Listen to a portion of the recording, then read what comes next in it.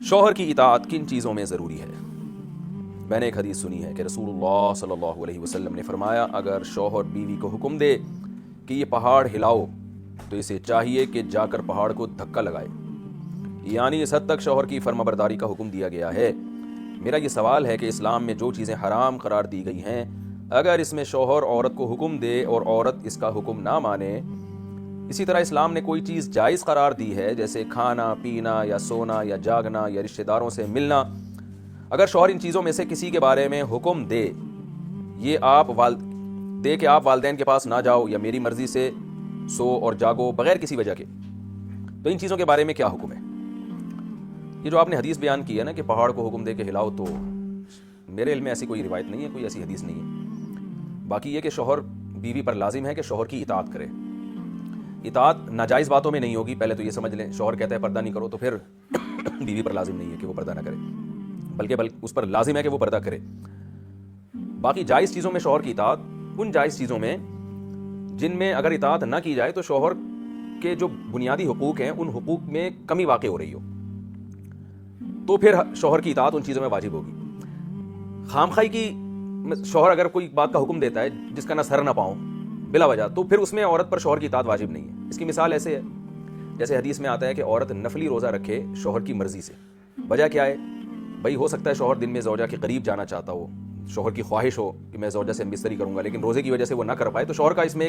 ایک حق مارا جا رہا ہے، اس میں ایک حق ضائع ہو رہا ہے۔ تو جب شوہر گھر پر ہو تو نفلی روزے سے روک سکتا ہے، اس لیے فقہا نے لکھا ہے، کیونکہ شوہر ہو سکتا ہے دن میں زوجہ کے قریب جانا چاہتا ہو، لیکن شوہر اگر سفر میں ہو تو فقہا کہتے ہیں پھر وہ بیوی کو نفلی روزے سے نہیں روک سکتا، اس لیے کہ اب اس کے روزہ رکھنے نہ رکھنے سے تمہیں کیا نقصان ہو رہا ہے۔ تو اس سے ایک اصولی بات سامنے آتی ہے کہ خامخواہ کی پابندیاں جن میں شوہر کا کوئی نقصان نہیں ہے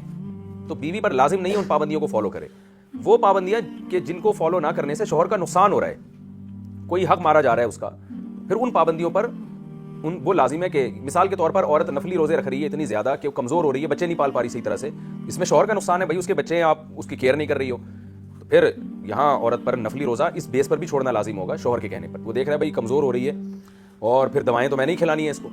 بچے نہیں پال پا رہی ہے صحیح طریقے سے، یا وہ اتنا زیادہ والدین کے گھر جا رہی ہے جس کی وجہ سے شوہر کی اپنی جو ازدواجی زندگی ہے وہ ڈسٹرب ہو رہی ہے۔ وہ جب بھی آفس سے آتا ہے بیگم صاحب اماں کے یہاں گئی ہوئی ہیں، تو ظاہر ہے شوہر چاہتا ہے، جو نیک میاں ہیں جو میرا بیان سن رہے ہیں ان کی بات کر رہا ہوں، وہ جب گھر آتے ہیں تو وہ چاہتے ہیں بیگم صاحبہ ہوں، مسکراہٹیں بکھیر رہی ہوں ہمارے سامنے، اور جو دن بھر کی تھکاوٹ ہے ہم جب بیگم سے گپ شپ لگائیں اچھی اچھی باتیں، وہ ہماری تھکاوٹ دور کریں گی۔ اور میاں صاحب جیسی گھر آئے تو پتہ چلا بیگم صاحبہ تو اماں کے یہاں گئی ہوئی ہیں۔ تو ایسی چیزوں میں کیونکہ باقی شوہر کو ایک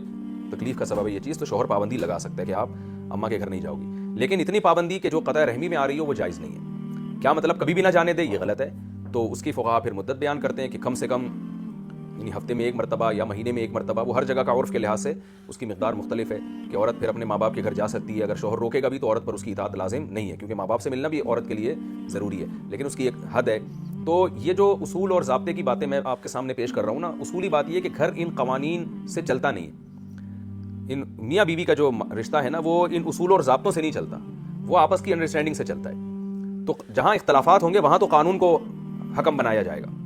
جہاں میاں بیوی میں اختلافات ہو رہے ہیں وہاں تو پھر یہی فیصلہ کیا جائے گا کہ قانون کی روشنی میں کون صحیح ہے کون غلط ہے۔ لیکن اصولی طور پر اگر گھر کوئی چلانا چاہتا ہے تو مرد کو چاہیے وہ اپنا ضرب بڑا رکھے، بھائی اپنے اماں کے گھر ہی جا رہی ہے نا، ہاں یہ نہیں کہ روز ہی جانا شروع ہو جائے، تو چلو یار ہر ہفتے میں ایک کے بجائے 2 دن چلی جاتی ہے، تو مرد تھوڑا سا ضرب بڑا رکھ لے،